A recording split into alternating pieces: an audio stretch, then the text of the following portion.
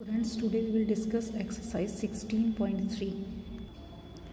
16.3 exercise हमारे पास है axiomatic approach to probability. Axiomatic का मतलब है एक्सियम। एक्सियम मीन्स कुछ रूल्स जो प्रोबेबिलिटी के हम यहाँ लगाएंगे और उनके अकॉर्डिंग इसे सॉल्व करेंगे।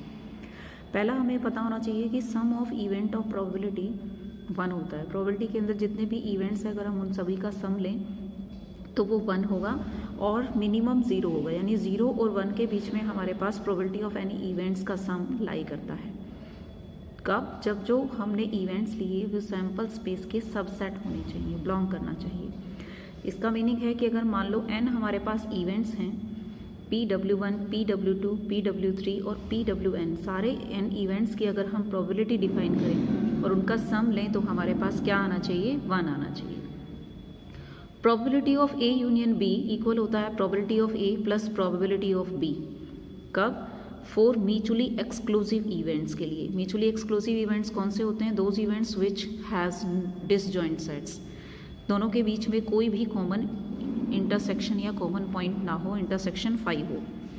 अगर probability of A union B probability of A plus probability of B minus probability of A intersection B होता है when A and B are associate event. Associate यानी एक दूसरे से लिंक रखते हों।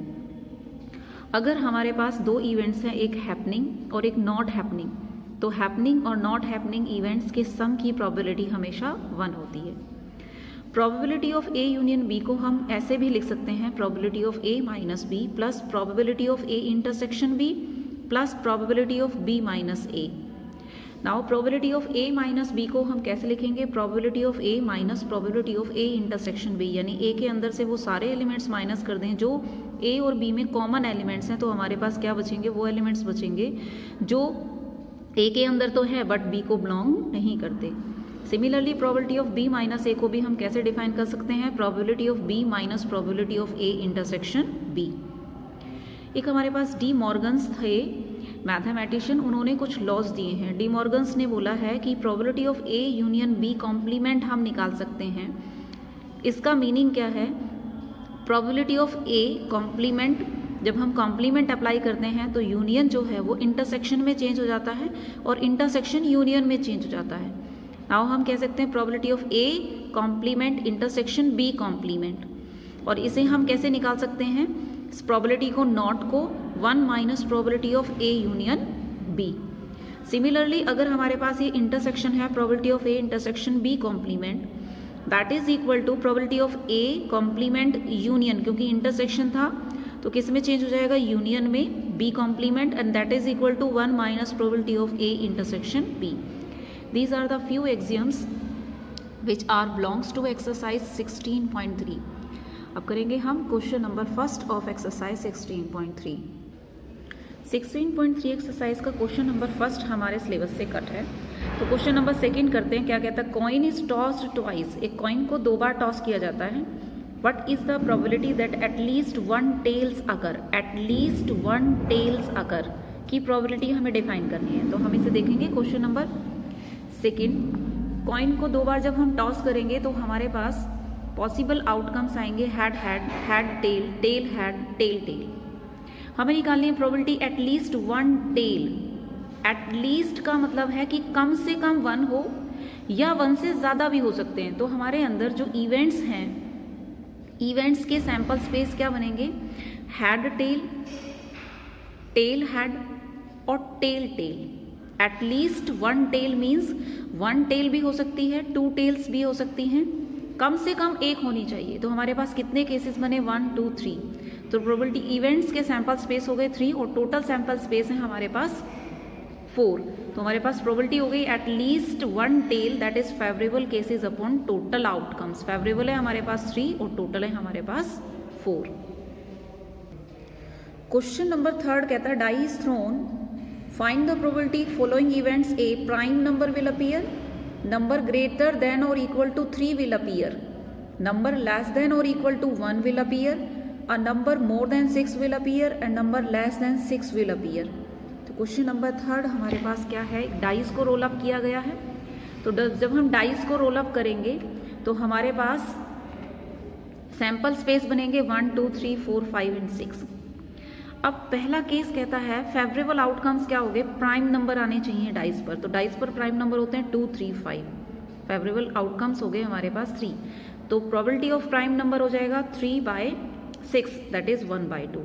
सेकेंड पार्ट में कहता है फेवरेबल आउटकम्स है ग्रेटर देन और इक्वल टू 3 से ग्रेटर और 3 के इक्वल होने चाहिए, तो 3 के इक्वल यानी 3 हो गया और ग्रेटर 3 से 4, 5 एंड 6 हो गया, तो हमारे पास प्रोबेबिलिटी हो गई E2 favourable 4/6 that is equal to 2/3। Third में कहता है favourable outcomes less than 6 less than equal to 1 के इक्वल और 1 से लेस, तो 1 से लेस कोई होता ही नहीं है, 1 के इक्वल 1 ही केस हो गया, तो प्रोबेबिलिटी हो गई 1/6। फोर्थ में कहता है favourable outcomes no more than 6 से ग्रेटर नहीं होना चाहिए, तो 6 से ग्रेटर कोई नंबर ही पॉसिबल नहीं है डाइस पर, दैट इज 0, तो प्रोबेबिलिटी हो जाएगी 0/6 इज इक्वल टू 0। नेक्स्ट कहता है फेवरेबल आउटकम्स चाहिए हमें लेस देन 6 विल अपीयर, 6 से स्मॉलर होने चाहिए, तो 6 से स्मॉलर हमारे पास 1, 2, 3, 4, 5 नंबर होते हैं, 5/6 इसका हमारे पास प्रोबेबिलिटी आ गई। क्वेश्चन नंबर में फोर्थ में कहता है एक कार्ड को सिलेक्ट किया गया है from the pack of 52 cards, तो टोटल हमारे पास कार्ड्स होते हैं 52। How many points are there in the sample space, में कितने पॉइंट्स बनेंगे, तो सैम्पल स्पेस में 52 कार्ड्स हैं तो 52 ही सैम्पल स्पेस बनेंगे। सेकेंड में कहता है calculate the probability that the card is an इक्का ऑफ स्पेड, स्पेड का इक्का होना चाहिए, तो देखिए बेटा जो स्पेड के इक्का होता है हर ग्रुप में एक इक्का होता है, तो स्पेड का हमारे पास एक ग्रुप होता है जिसमें 13 कार्ड्स होते हैं और इसमें एक ही इक्का होता है, तो हमारे पास फेवरेबल केसेस हो गए 1 और टोटल आउटकम्स हैं हमारे पास 52, तो प्रोबेबिलिटी हो गई इक्का of the spade is 1/52। Secondly कहता है calculate the probability that the card is an इक्का, कार्ड इक्का ही होना चाहिए, तो इक्का हमारे पास टोटल होते हैं 4, 13 के 4 हमारे पास पेयर होते हैं और उसमें 4 हमारे पास इक्कास होते हैं, तो हमारे पास प्रोबेबिलिटी हो गई 4/52 दैट इज 1/13। फिर कहता है प्रोबेबिलिटी निकालिए ब्लैक कार्ड होना चाहिए, अब ब्लैक कार्ड हमारे पास टोटल होते हैं 26, तो 26 फेवरेबल केसेस हो गए, टोटल हो गए 52 that is equal to 1/2। Question number 5 में हमें कहता है a coin and a fair dice, तो कॉइन के हमारे पास 2 केसेस होते हैं और वो कहता है हेड और टेल। यहाँ पर उसने कॉइन के हमें 2 फेसेस दिए हैं, एक फेस पर 1 मार्क्ड है और अदर फेस पर 6 मार्क्ड है, and a fair dice are both tossed, find the probability that sum of number that turn up is 3i या 12i। तो हमने एक कॉइन लिया जिसके फर्स्ट फेस पर 1 और सेकेंड फेस पर 6 है और डाइस के सैंपल स्पेस होते हैं 1, 2, 3, 4, 5, 6। एक बार हमें लेना है सम इज इक्वल टू 3 सम कब आएगा, जब डाइस पर 1, 1 हो, 2, 1, 2 हो, 1, 3 हो, 1, 4 हो, 1, 5 हो, 1, 6 हो। पहले हमने सैंपल स्पेस लिख लिए कि 1 के साथ में हमारे पास 6 तक नंबर आने चाहिए, 1, 1, 1, 2, 1, 3, 1, 4, 1, 5, 1, 6।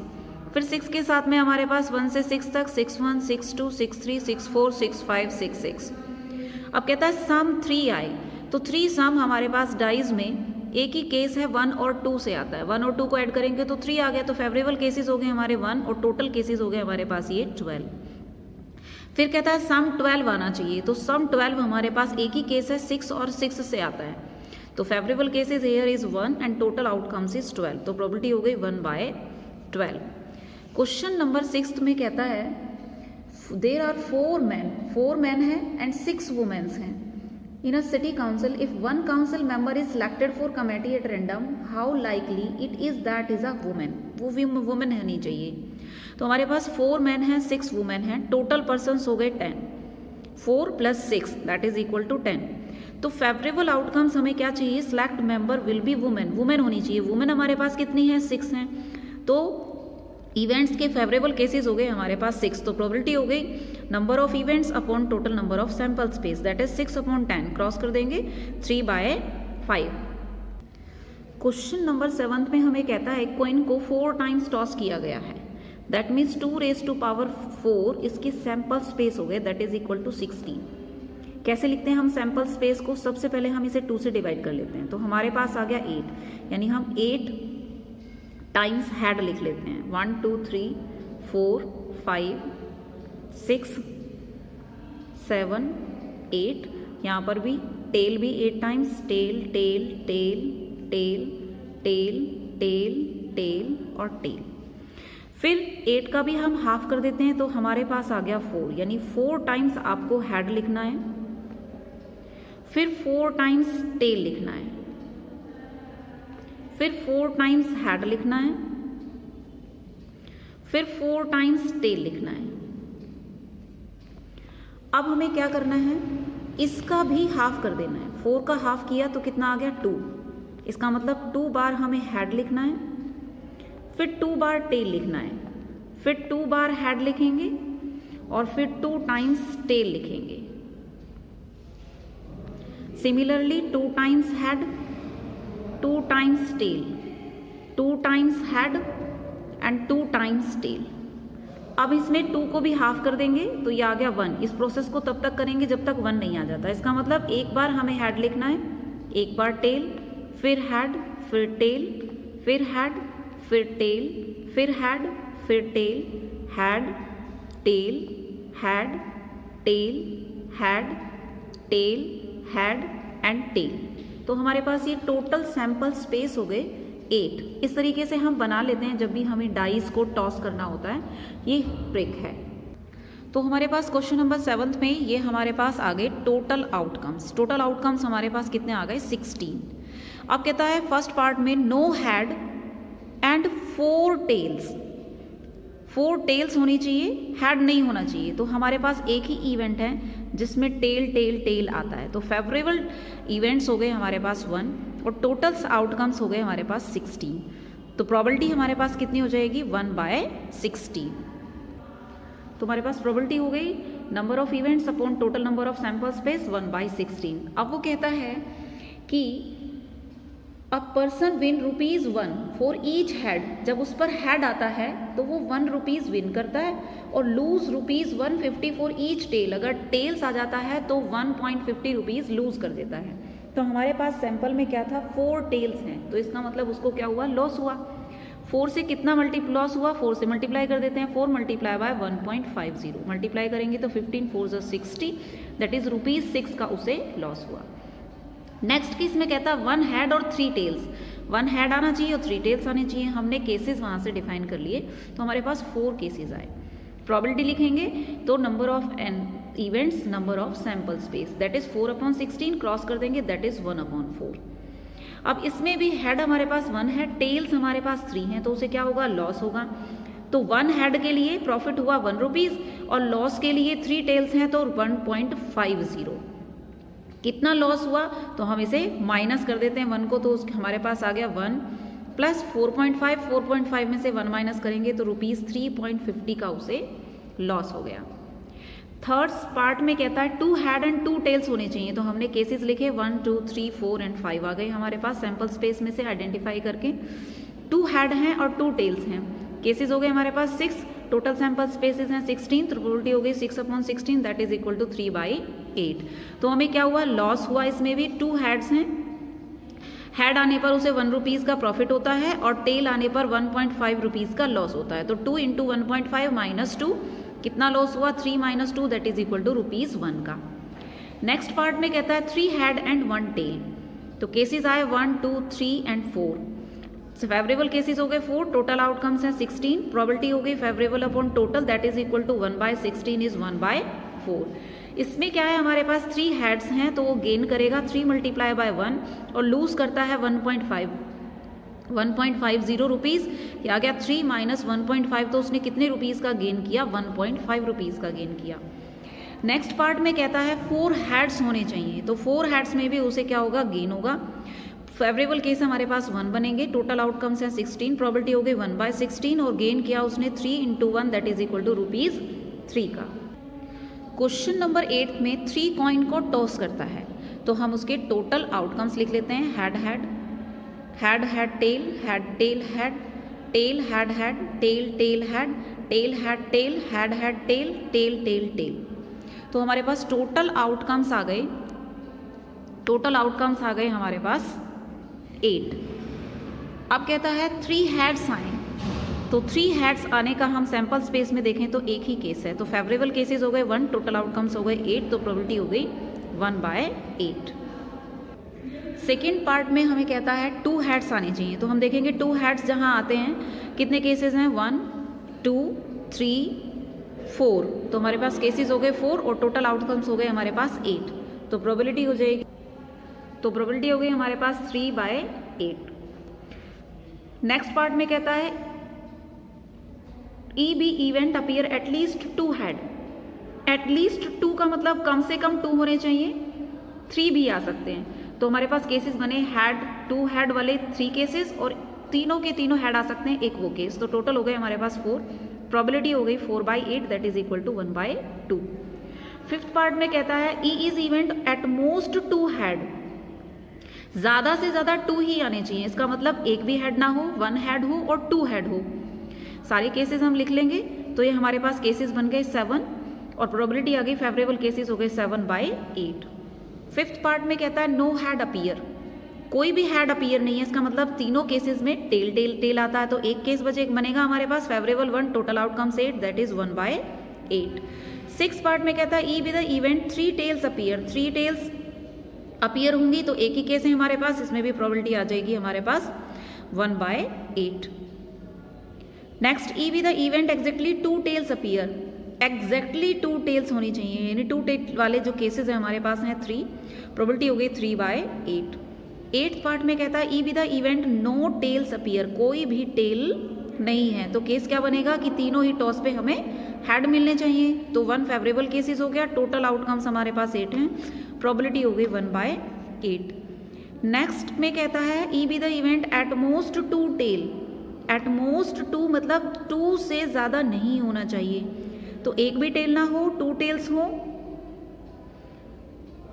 बस ये इसमें हमारे पास केसेस आएंगे, तो केसेस आए 1, 2, 3, 4, 5, 6, 7, तो फेवरेबल केसेस हो गए हमारे पास 7, टोटल आउटकम्स है हमारे पास 8, तो हमारे पास प्रोबेबिलिटी हो गई an as events number of outcomes 7/8।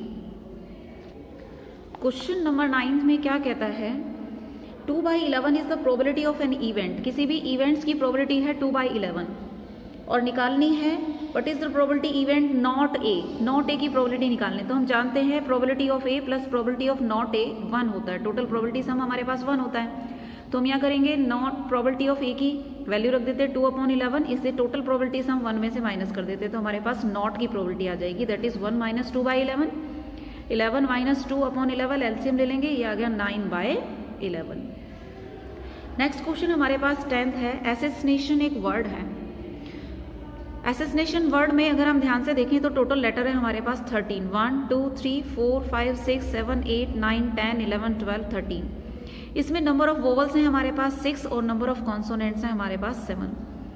ई हमें वो इवेंट्स लेना है, chosen letter is an vowel, vowel होने चाहिए, तो वोवल हमारे पास है यहाँ आई ओ ई हमने लिख लिया, वोवल्स हो गए हमारे पास 6, फेवरेबल केसेस हो गए 6, टोटल केसेस है हमारे पास 13, तो प्रोबेबिलिटी हो गई 6/13। फिर कहता है E be the event chosen letter is a consonant होना चाहिए, तो कॉन्सोनेंट्स हमारे पास है यहाँ पर 7, कौन कौन से एस, एन और टी, फेवरेबल केसेस हो गए हमारे पास 7, टोटल आउटकम्स हैं 13, तो प्रोबेबिलिटी हो गई 7/13। क्वेश्चन नंबर 11 में क्या कहता है a person 6 different a letter is chosen 6 different natural numbers at a random 1 to 20, 1 से लेकर 20 तक की हमारे पास नंबर्स हैं, उनमें से 6 नंबर्स को चूज करना है, किस तरीके से with the 6 members already fixed by the lottery committee ही wins the prize, what is the probability of winning the prize. तो हमने क्या किया, एक पर्सन अगर 6 आता है डिफरेंट नेचुरल नंबर 1 से लेकर 20 में, तो वो विन हो जाता है, तो 1 से लेकर 20 के बीच में 6 नंबर्स आने चाहिए, तो सैंपल पॉइंट्स हो गए 20C6, ओपन कर लेते हैं इसे 20 factorial 6 factorial 20 - 6 factorial that is 20 factorial, 20 - 6 करेंगे 14 फैक्टोरियल 6 फैक्टोरियल, ओपन करेंगे 20 को 20, 19, 18, 17, 16, 15, अप टू 14 फैक्टोरियल, क्योंकि डिनोमिनेटर में हमारे पास 14 फैक्टोरियल है। 6 फैक्टोरियल को 6 into 5 into 4 into 3 into 2, 14 factorial से 14 फैक्टोरियल क्रॉस हो गया। 6 3 ज़ा 18 से 18 क्रॉस, 5 4 ज़ा 20 से 20 क्रॉस, हमारे पास बचा 2 से 16 8 टाइम्स क्रॉस, तो ये हो गया 19 into 17 into 8 into 15 that is equal to 38,760 हमारे पास सैंपल स्पेस आ गई। अब क्या लेना है हमें, वो इवेंट लेना है chosen 6 number match with 6 numbers exact already fixed. जो हमने 6 नंबर्स चूज किए हुए हैं वो उन्हीं नंबर से मैच कर जाए तो हम प्राइस विन कर जाते हैं।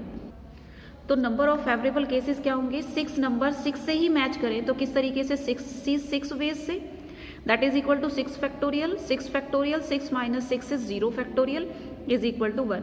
फेवरेबल केसेस हो गए 1, टोटल आउटकम्स हो गए हमारे पास 38,760, तो 1/38,760 हमारे पास क्या आ गई, प्रोबेबिलिटी आ गई।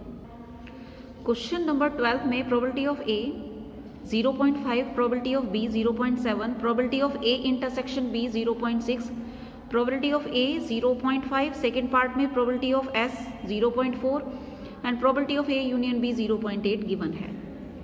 फर्स्ट पार्ट में कहता है probability of A intersection B must be less than और equal to probability of A and probability of B.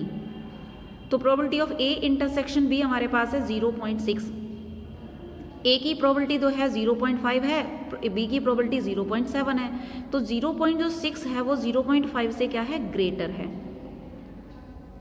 That means probability of A and probability of B are not defined consistently. Second part में probability of A intersection B अगर हम देखें तो कितना given है, 0.8।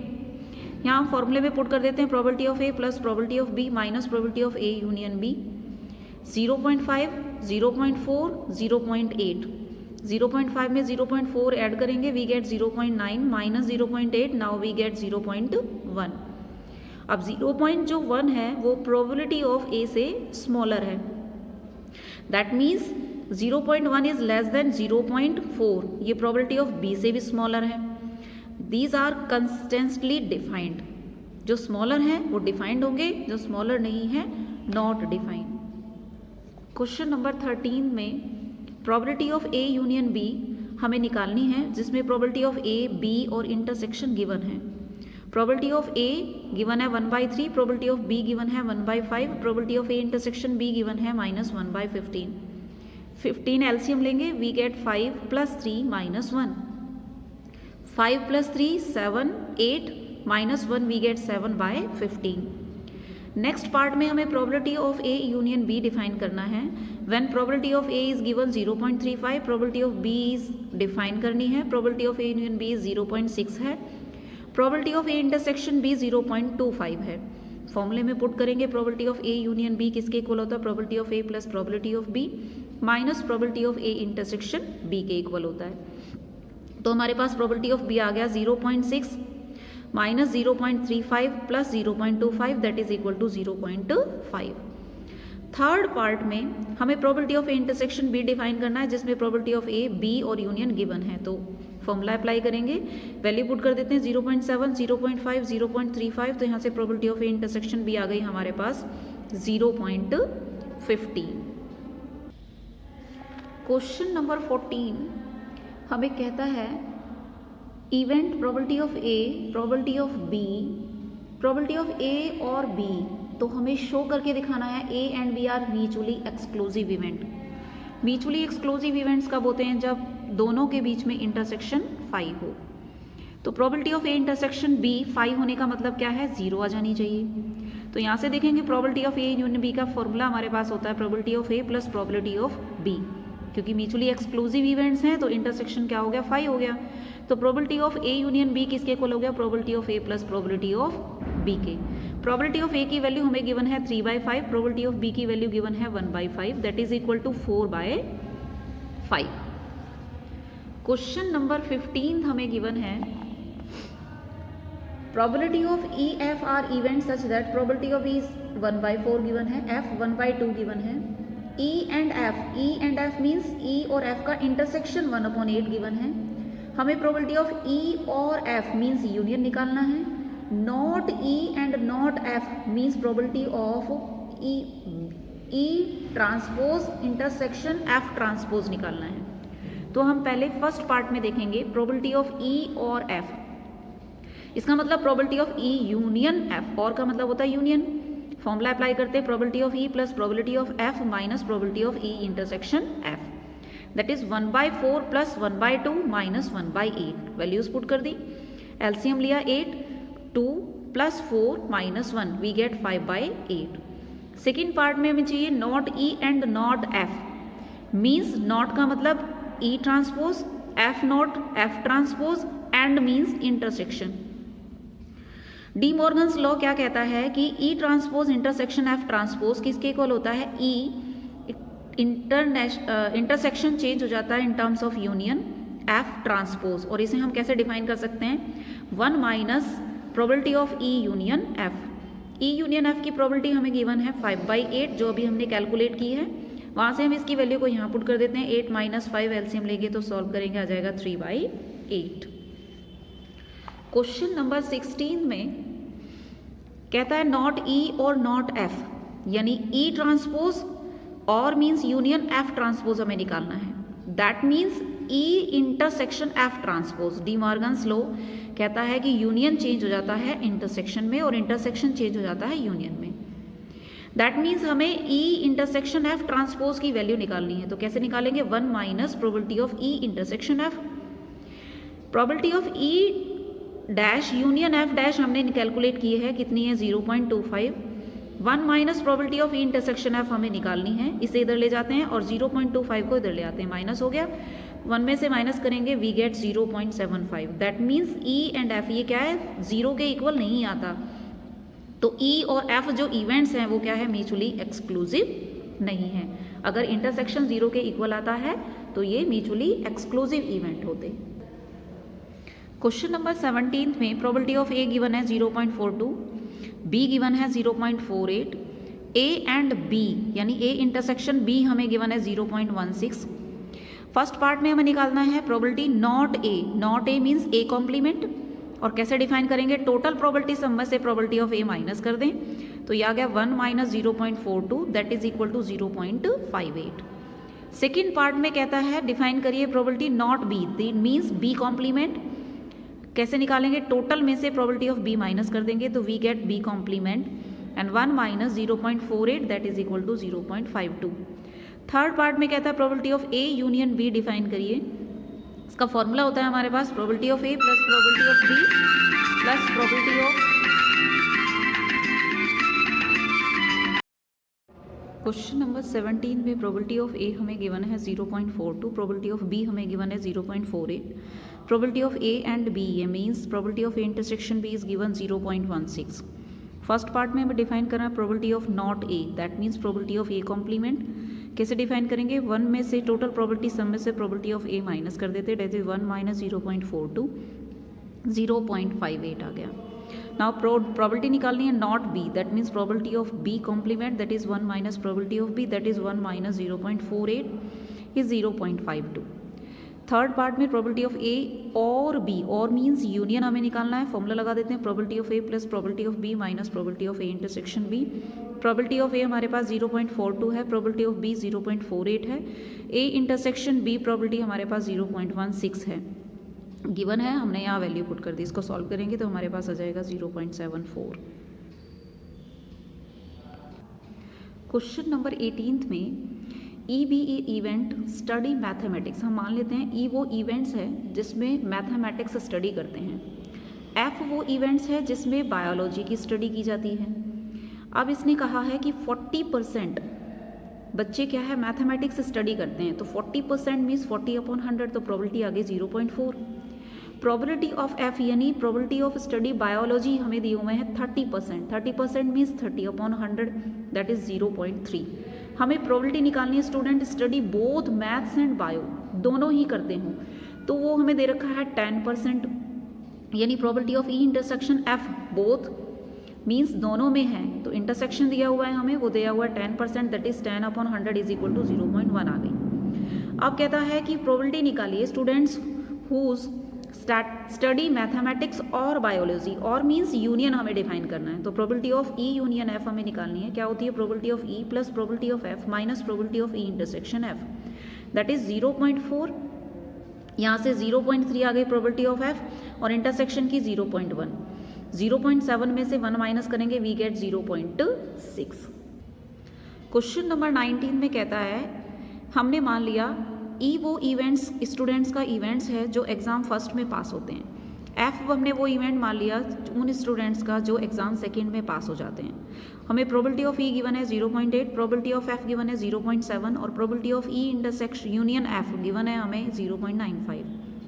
हमें निकालना है probability of E intersection F, that is formula लगा देंगे, probability of E union F is equal to probability of E plus probability of F minus probability of E intersection F, that is probability of union 0.95, ये value रख देंगे। Probability of ई हमारे पास 0.8 है, probability of F हमारे पास 0.7 है, minus probability of E intersection F, that is 0.95 is equal to 1.5 minus probability of E intersection F.